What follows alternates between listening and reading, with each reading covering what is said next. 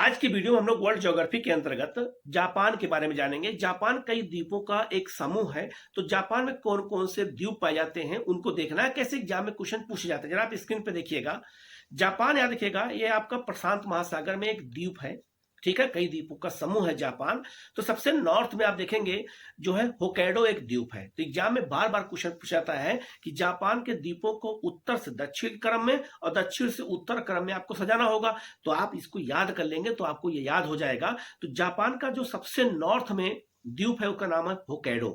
इसके बाद होन्शु द्वीप है जो जापान का सबसे बड़ा द्वीप है। ये भी याद रखना, ये भी क्वेश्चन पूछा गया है। ठीक है, इसके बाद याद रखिएगा एक द्वीप है और साउथ में जब आएंगे तो सिकोकू सिकोकू द्वीप याद रखिएगा, ये जापान का सबसे छोटा द्वीप है। और सबसे साउथ में आपका क्यूसू द्वीप है। तो जापान का जो द्वीप है, चाहे अगर आपसे दक्षिण से उत्तर क्रम पूछा जाए और उत्तर से दक्षिण क्रम पूछा जाए तो इन द्वीप समूह को याद रखिएगा। यहां से क्वेश्चन बार बार पूछा जाता है। तो याद रखिएगा, बहुत सारे देश ऐसे हैं उनके ज्योग्राफी के बारे में, उनके द्वीपों के बारे में, उनकी जलवायु के बारे में क्वेश्चन पूछा जाता है। तो छोटी छोटी जानकारी हम आपको लगातार देते रहेंगे। तो चैनल को सब्सक्राइब कर लीजिएगा, बेल आइकन को प्रेस कर लीजिएगा, जिससे हम आपको इस तरह की जानकारी लगातार देते रहें और आपकी नॉलेज लगातार बढ़ती रहे, आपकी एग्जाम में क्वेश्चन गलत ना होने पाए। ठीक है।